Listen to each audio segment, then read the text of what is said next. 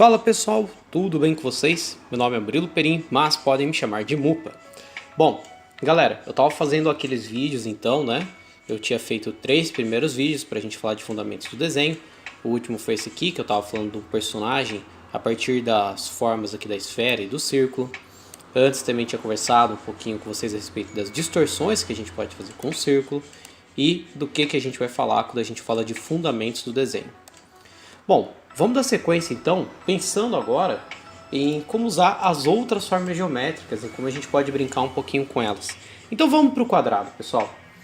Vamos entender primeiro que quando eu estou falando de quadrado, voltar naquela questão que a gente também falou a respeito do círculo e da esfera, né?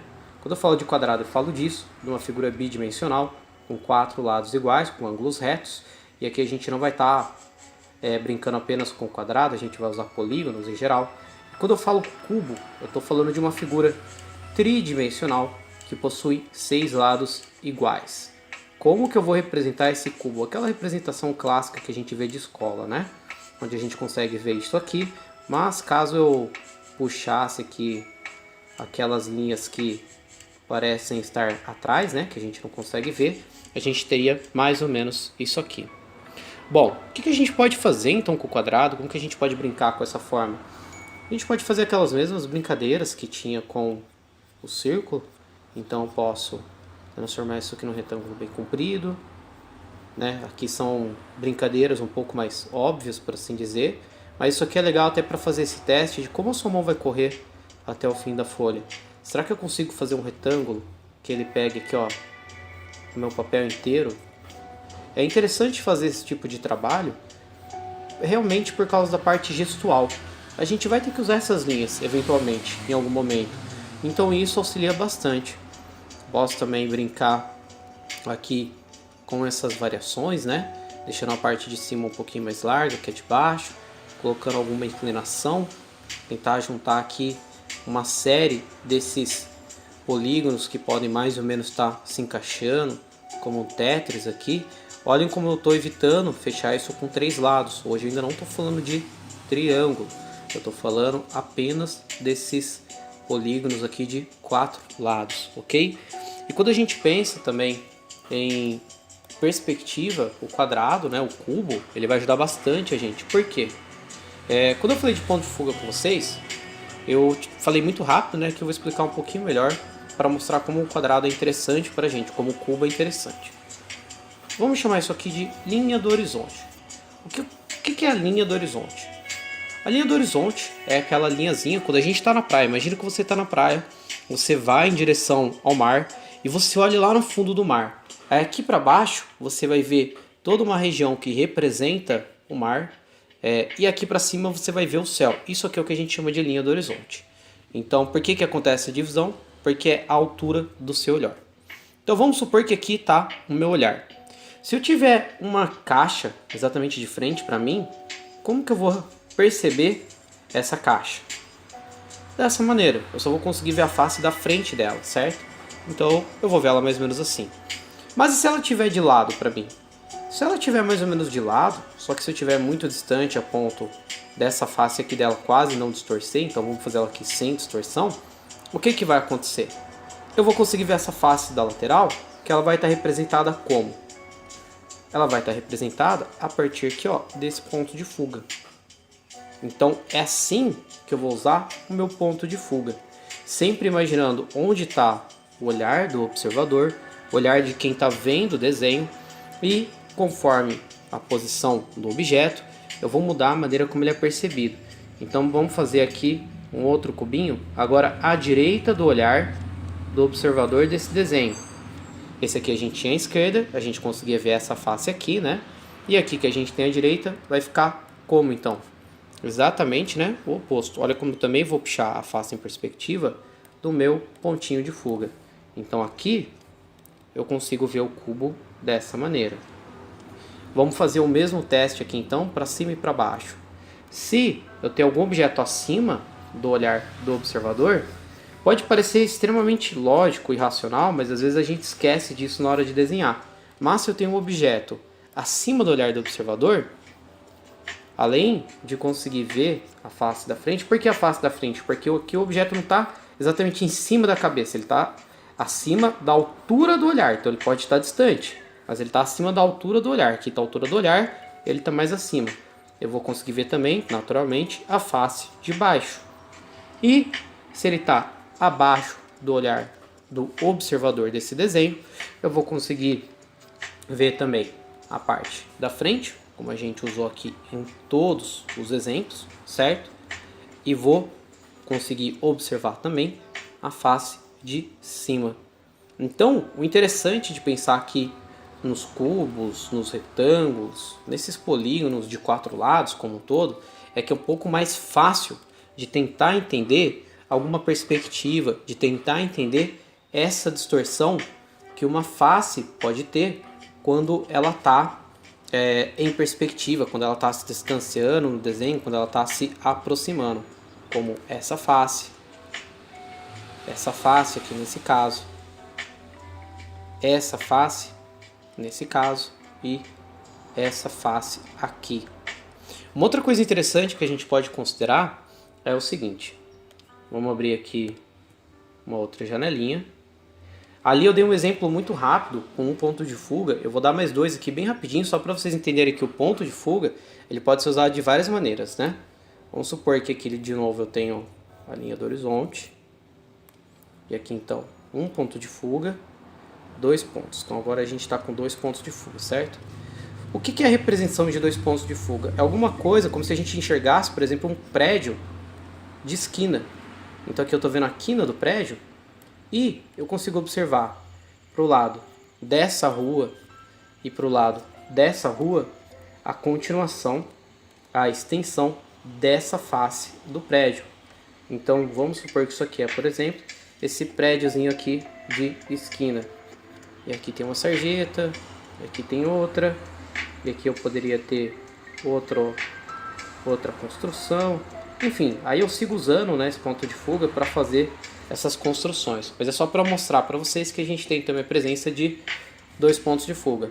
E também posso usar aqui 3 pontos de fuga numa imagem. Como isso vai funcionar? Vamos usar aqui um exemplo similar com esse, que eu tenho um ponto de fuga aqui, um aqui. Agora vamos supor que eu estou observando essa imagem de uma maneira que eu vou colocar um ponto de fuga aqui embaixo. Que impressão isso vai causar nesse grande retângulo aqui que eu vou construir? Olha só, vocês já vão ver. Pode parecer estranho de começo, tá, gente? Mas a hora que a gente vê o objeto já representado, isso aqui fica um pouco mais nítido pra gente. Olha só. Então, vou pegar aqui um pincelzinho um pouco, vou aumentar a opacidade, né? Como que eu tô observando isso aqui a ponto de se criar essa distorção? Eu estou observando de uma maneira que a parte de cima desse objeto está mais próxima do olhar do que a parte de baixo. Então eu também estou vendo de quina isso aqui, só que agora eu estou vendo de uma maneira que eu estou vendo lá de cima. Então por isso fica dessa maneira. Até para funcionar melhor, para ficar mais legal, eu posso fazer uma representação que a gente está vendo esse objeto realmente de cima. Como que eu posso fazer isso? Ó? Eu posso colocar ele abaixo do nosso olhar, fazendo mais ou menos essa representação aqui. Ó. Puxei aqui, e olha só, agora, se eu apagar essa linha aqui, né, que ela tá acima do que a gente estava planejando ali, essa aqui e essa aqui, o que eu tenho aqui nessa região? Vou pegar meu pincel novamente, eu tenho isso aqui, ó, a parte superior desse objeto. Então, quando eu falo de 3 pontos de fuga, eu estou falando de uma distorção que, além de eu ter tanto essa face aqui quanto essa aqui em perspectiva, eu também tenho essa direção aqui do objeto em perspectiva. Aqui nesse caso, como se eu estivesse olhando de cima, e se eu quiser fazer uma representação oposta, eu vou fazer isso aqui. Um ponto de fuga aqui, um aqui, e um aqui. Então, vamos lá. Como que vai ficar isso aqui? Exatamente, ó, o oposto. Por exemplo, quando você chega muito próximo de um prédio e você vai ver ele mais ou menos assim, né? Vamos pintar aqui o que seria a face para não ficar confuso. Então a gente tem aqui essa face e essa face. Para que isso aqui vai ser interessante muitas vezes? Por que é importante a gente estudar isso? Porque a gente acaba usando isso de exemplo, de referência, para criar objetos mais complexos. Vamos supor que eu quero criar uma garrafinha.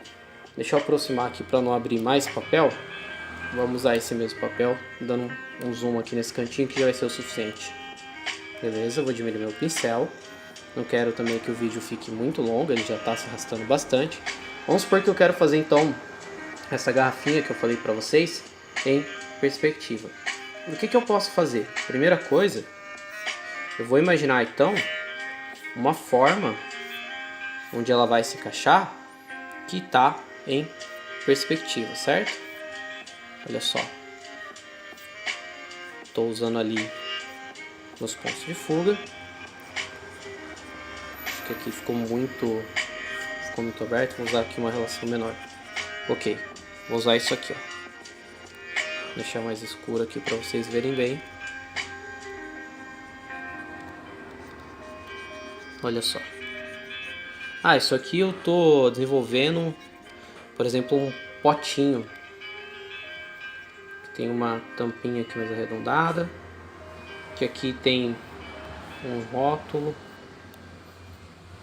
Então eu vou criar esse rótulo aqui seguindo os pontos de fuga. E olha só, aqui a gente tem então o começo do que pode ser um objeto. Então a gente vai usar muito esses retângulos, esses polígonos em perspectiva para desenvolver esse tipo de objeto. Por exemplo, se eu tenho alguma coisa aqui nessa face que eu sei que ela precisa estar centralizada, como que eu descubro onde fica o meio dessa face? Sempre que eu faço um X numa face que ela é retangular, eu vou descobrir onde está o meio. Mas como é que eu faço para isso ficar correto nessa linha vertical? Aqui o nosso ponto de fuga de referência. Então se eu puxar desse ponto e como essa face corresponde a esse ponto, desse ponto, eu tenho o que seria o meio aqui dessa área. Então eu posso fazer esse xizinho, por exemplo, posso encontrar essas relações para desenvolver coisas mais complexas desse lado, como uma região que ela é redonda, né, que ela é circular, mas que ela respeita a distorção da perspectiva onde esse objeto se encontra. Então, para isso, eu vou empregar muitas vezes o uso de retângulos, de quadrados, ok? Pessoal, pratiquem, façam várias distorções e um exercício bem legalzinho a respeito disso eu vou trazer numa próxima aula para vocês, ok? Muito obrigado, forte abraço e até a próxima.